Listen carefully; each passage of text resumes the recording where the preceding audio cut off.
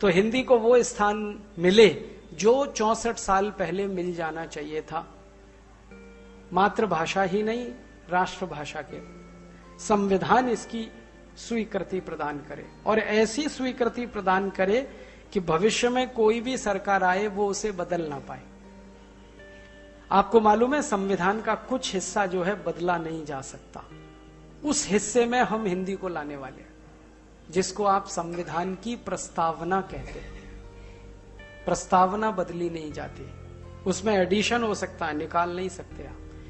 अगर भारत के संविधान में एक शब्द डाला जा सकता है सोशलिज्म, तो हिंदी राष्ट्रभाषा भी आ सकती है उसी संविधान में। आपको मालूम है श्रीमती इंदिरा गांधी ने डाला था सोशलिज्म, और उस समय डाला था जब इमरजेंसी लगाई थी। तो अगर समाजवाद आ सकता है तो हिंदी राष्ट्रभाषा होगी देश की, इतना वाक्य भी प्रस्तावना में आ सकता है। और अगर उसके साथ कुछ और जोड़ना है तो हिंदी राष्ट्रभाषा होगी और सभी राजभाषाएं होंगी, तमिल, तेलुगु, कन्नड़, मलयालम, उड़िया, बांग्ला, ये सब राजभाषाएं होंगी, हिंदी राष्ट्रभाषा होगी, किसी को कोई आपत्ति नहीं। और ये बात हम सबसे करके देख चुके हैं। वो कहते हैं कि सभी मातृभाषाओं को आप राजभाषा बना दो, हिंदी को भले राष्ट्रभाषा बना दो, उनको किसी को आपत्ति नहीं, तमिल लोगों को भी आपत्ति नहीं। हाँ, उनको इतना दिल में है कि अगर हम हिंदी सीखेंगे तो आप तमिल सीख लो, तो हम सीखेंगे भाई, क्यों नहीं सीखेंगे। जब दुनिया की सबसे कचरा और रद्दी भाषा अंग्रेजी सीख सकते हैं, तमिल क्यों नहीं सीखेंगे। तमिल सीखेंगे, तेलुगु सीखेंगे, कन्नड़ सीखेंगे, मलयालम सीखेंगे। और हम जो स्कूल तय कर रहे हैं ना भाषा के लिए, वो ये कि पूरे भारत में हर विद्यार्थी को कम से कम 3 भाषा बचपन से सिखाई जाएंगी। एक तो उसकी मातृभाषा, वो तो सीखेगा ही स्वाभाविक, और 2 भाषाएं ऐसी, एक उसकी राष्ट्रभाषा, मातृभाषा राष्ट्रभाषा। अब जैसे आंध्र के बच्चे हैं, सब तेलुगु सीखेंगे, हिंदी सीखेंगे, और एक सीखेंगे पड़ोसी राज्य की भाषा। आंध्र के पड़ोस में तमिलनाडु है तो सब तमिल सीखेंगे, और तमिलनाडु वाले तेलुगु सीखेंगे। इसी तरह से हम हिंदी वाले तमिल और तेलुगु सीखेंगे, कन्नड़ सीखेंगे, मलयालम सीखेंगे। बच्चों को बचपन से भाषा सिखाओ तो बहुत अच्छे से सीखते हैं, जल्दी सीखते हैं। तो हर बच्चे को 3-4 भाषाएं अगर भारत की आ गई तो उसका तो काम चलने ही वाला है, और इससे राष्ट्रीय एकता मजबूत होगी। उत्तर वाले तमिल, तेलुगु, कन्नड़ सीख लें तो दक्षिण वालों को हिंदी सीखने में कोई आपत्ति नहीं है। तो पहल हम करेंगे उत्तर भारत वाले, उत्तर वाले कि हम सीखेंगे तमिल, तेलुगु, कन्नड़, मलयालम। तो फिर यहां कैसे मना करेंगे हिंदी को सीखने। ये तो गड़बड़ी ये हुई कि हम तमिल, तेलुगु, कन्नड़ तो सीखते नहीं, अंग्रेजी सीख लेते। अपने राज्य की भाषा अपने राष्ट्र की आती नहीं, दुनिया में 20,000 मील दूर की भाषा आती है, करें क्या उसका, जीवन में उपयोगी नहीं। तो भाषा के स्तर पर, और धीरे धीरे हमारी कोशिश ये है कि सभी भाषाएं भारत की हैं और भारत इन्हीं से बना है, तो भारत की राष्ट्रीय एकता भी इसी में से निकलेगी। तो ऐसा हमारा प्रयास है। आप सब लोग इसमें थोड़ा सहयोग करेंगे तो ये जरूर होने वाला है, नहीं करेंगे तो भी होने वाला है। अंतिम बात कह के खत्म करूंगा, क्यों होने वाला है, ध्यान से सुनिए। भारत में जब भी कोई काम किसी सन्यासी ने शुरू किया है तो वो पूरा ही हुआ है।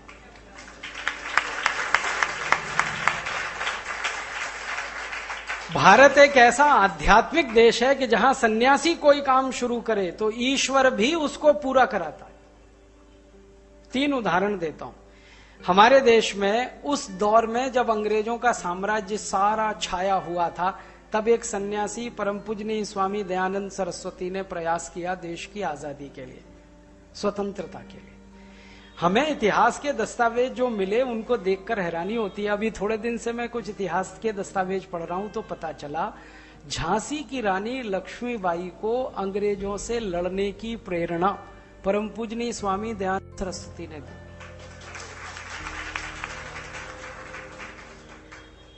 झांसी की रानी लक्ष्मीबाई तो हार के, निराश होके, उदास होके बैठ गई थी, महल से बाहर चली गई।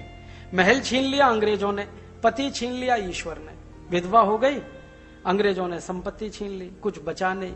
तो एक बहुत छोटे से घर में झांसी के बाहर उसने विधवा का जीवन बिताना शुरू किया। उस समय परम पूजनीय स्वामी दयानंद सरस्वती की प्रेरणा उसको हुई और उसने तलवार उठाई, और वही प्रेरणा फिर तात्या टोपे को हुई, उन्होंने तलवार उठाई, नाना साहब पेशवा को हुई, वासुदेव बलवंत फड़के को हुई, और ऐसे 7,32,780 क्रांतिकारियों को एक ही तरह की प्रेरणा हो गई। सन्यासी का संकल्प और क्रांतिकारियों उस संकल्प से मिली प्रेरणा और लड़के आजाद करा लिया देश को।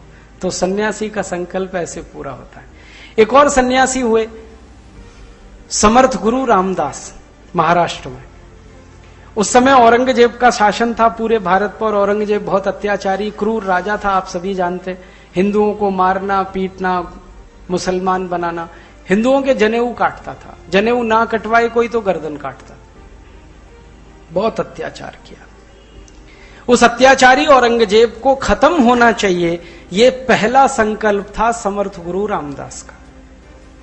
और सन्यासी ने संकल्प लिया तो देखो परमपिता परमात्मा ने 2 महान आत्माएं इस देश में भेज दी। एक थे गुरु गोविंद सिंह उत्तर भारत में, एक थे छत्रपति शिवाजी दक्षिण भारत। दोनों ने अंग्रेजों से लड़ा।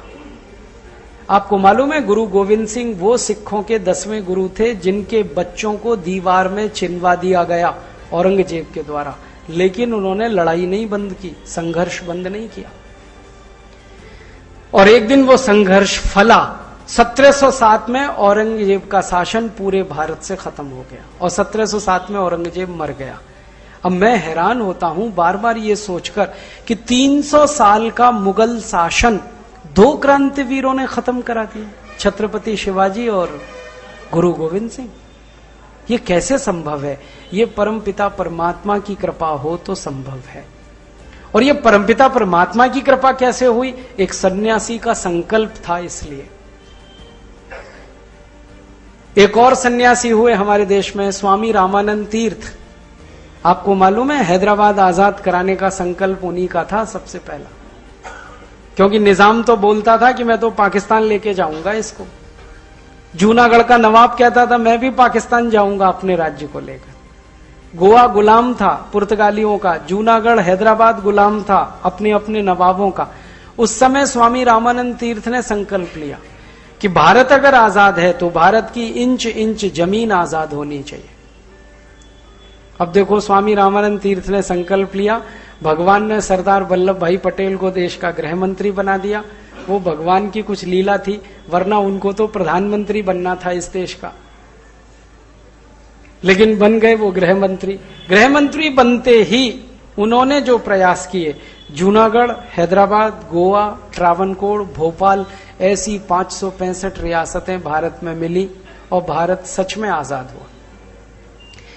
मेरा कहना है कि जब जब सन्यासी संकल्प करते हैं ऐसा होता है। अब एक सन्यासी है स्वामी रामदेव जी, उन्होंने संकल्प ले रखा है कि भारत में स्वदेशीकरण होना चाहिए, भारतीयता होनी चाहिए, अंग्रेजी हटनी चाहिए, अंग्रेजों के कानून हटने चाहिए, भ्रष्टाचार खत्म होना चाहिए, गरीबी भुखमरी बेकारी खत्म होनी चाहिए, बीमारियां खत्म होनी चाहिए। ऐसे उन्होंने संकल्प ले रखा। 1857 में हम परम पूजनीय स्वामी दयानंद जी के साथ थे, अब स्वामी रामदेव जी के साथ हैं।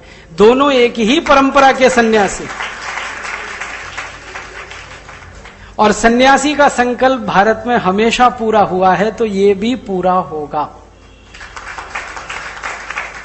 इसलिए मैंने कहा आप सहयोग करें तो अच्छा है, नहीं करेंगे तो भी होगा। और जब हो जाएगा तब आपको अफसोस होगा, अरे हमने क्यों नहीं इसमें सहयोग किया। तो अफसोस ना करना पड़े 4 साल बाद, इसलिए आप इसमें सहयोग करें। ये काम तो होने वाला है। और कई बार मैं ये सोचता हूं कि ये शायद ईश्वर की योजना है, हम तो निमित्त मात्र हैं। ईश्वर चाहता है कि अब भारत का भला हो, अच्छा हो, क्योंकि बहुत बुरा हो चुका है अब तक। हर देश के इतिहास में एक दौर ऐसा आता है कि जब वो देश बिल्कुल नीचे गिर जाता है, फिर इतिहास में चक्र घूमता है, फिर वो देश ऊपर उठता है।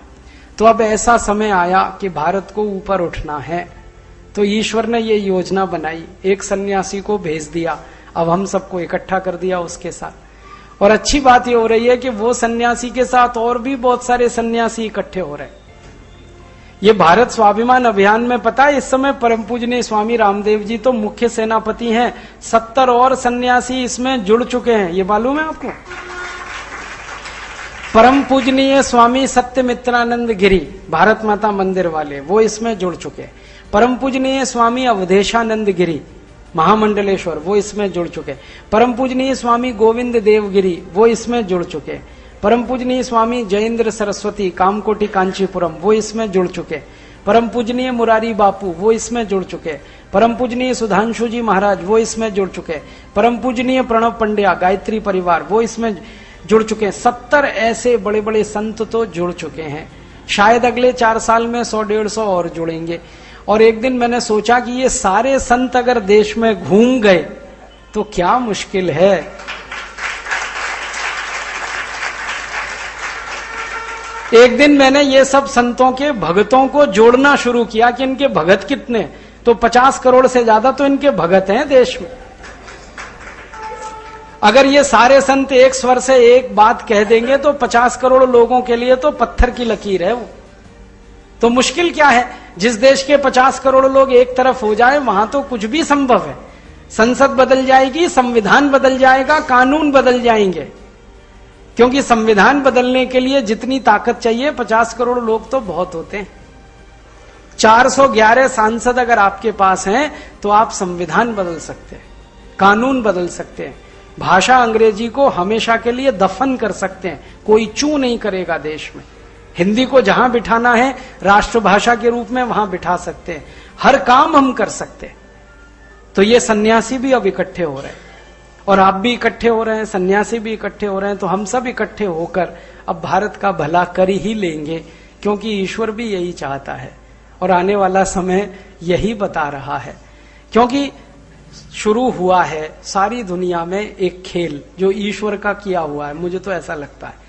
जिस अमेरिका ने हमारी गुलामी को पक्का किया था, विंस्टन चर्चिल और क्लेमेंट एटली को पत्र लिखे कि भारत को वेस्टर्न ऑर्बिट में ही रखना है, वो अमेरिका अब धीरे धीरे नीचे आ रहा है। अमेरिका की अर्थव्यवस्था, अमेरिका की राजनीति, अमेरिका की प्रशासनिक व्यवस्था सब धीरे धीरे कमजोरी की तरफ बढ़ रही है। अमेरिका देश पूरा का पूरा कमजोर हो रहा है। उनके लोगों का जो हेकड़ी और अहंकार था वो सब निकल रहा है धीरे धीरे। और आज अमेरिका जैसे देश को भारत की चिरौरी करनी पड़ रही है न्यूक्लियर बिल पास कराने के लिए कि हमारी कंपनियों को भारत में आने दो, नहीं तो हम भूखे मरने वाले। तो अब अमेरिका नीचे आएगा तो यूरोप और नीचे आएगा। यूरोप के कई देश दिवालिया हो चुके हैं, आपको मालूम है। उन्होंने ऊपर से ढपोर शंखी अपना आवरण ओढ़ रखा है, अंदर से सब दिवालिया। ब्रिटेन दिवालिया हो चुका है, ग्रीस पूरा दिवालिया हो चुका है, स्पेन की हालत बहुत खराब है, पुर्तगाल और बुरी हालत में है। 23 देश यूरोप के लगभग दिवालिया हो चुके हैं, अमेरिका लगभग दिवालिया है। आज अमेरिका इतना कर्जदार है कि चीन देश अगर अमेरिका से कल ये कह दे कि मेरे सारे पैसे वापस कर दो, अमेरिका की एक एक पाई बिक जाएगी और वो चीन का कर्जा नहीं चुका पाएगा। चीन ने खरीद लिया पूरे अमेरिका को, इतना बुरा हाल है अमेरिका का। तो अमेरिका जाएगा नीचे, यूरोप जाएगा नीचे, तो पक्की बात है भारत आएगा ऊपर, क्योंकि एक पूरब है एक पश्चिम है। पश्चिम नीचे आएगा तो पूरब ऊपर आएगा। और पहले भी ऐसा ही था, एक जमाने में पूरब ऊपर था तो ये पश्चिम बिल्कुल गर्त में था। अब फिर वही चक्र चल रहा है। तो ईश्वर की भी योजना यही है कि अब पश्चिम नीचे आए, पूर्व ऊपर उठे, और आप थोड़ा थोड़ा सहयोग करोगे तो श्रेय आपको मिलेगा, करवाएगा तो वो, क्योंकि योजना तो उसकी है। आप तो वैसे ही श्रेय पा जाओगे। तो मैं तो आपको निमंत्रण देने आया कि आ जाओ जल्दी से इसमें। 4 साल बाद जब ये सफल होगा तो श्रेय आपको मिलेगा, करवाएगा तो परमपिता परमात्मा, हम तो निमित्त हैं। और सारे साधु सन्यासी और संतों का आशीर्वाद धीरे धीरे जिस एक काम पर केंद्रित हो जाता है उस काम में शक्ति बहुत आ जाती है, क्योंकि सन्यासी का अपना कुछ नहीं होता। वो जो करता है समाज के लिए करता है, राष्ट्र के लिए करता है, और शायद ईश्वर इसलिए सन्यासियों की भरपूर मदद करता है। तो अपना भारत विश्व गुरु फिर बनेगा, हिंदी राष्ट्रभाषा नहीं विश्व भाषा बनेगी, ऐसा हमें सपना देखना है। और इस सपने को पूरा करने के लिए अपनी पूरी ताकत तन मन धन लगा देना है। यही भावनाएं लेकर मैं आया। आज हिंदी दिवस पर आप एक संकल्प लेकर जाएं कि अपनी हिंदी राष्ट्रभाषा ही ना बने, विश्व भाषा बने। और मैंने एक ही बात कही, वो ध्यान रखने की है, भाषा का जितना ज्यादा उपयोग होता है उसकी ताकत उतनी बढ़ती है। तो हिंदी का उपयोग आप अपने जीवन में इतना बढ़ा दीजिए कि राष्ट्र की ये ताकत बने, फिर एशिया खंड में बढ़ जाए इसका उपयोग, तो ये एशिया की ताकत बने, फिर विश्व में, तो विश्व में ये ताकत बन जाए, विश्व भाषा बन जाए। मेरा इशारा है, संयुक्त राष्ट्र जिस दिन इसको स्वीकार कर लेगा उस दिन ये विश्व भाषा हो जाएगी। और उसके लिए हम सब लगेंगे प्राणपण से। इसी भावना से ईश्वर हमको शक्ति दे, सामर्थ्य दे, हमारी सद्बुद्धि को सही काम में लगाए रखे।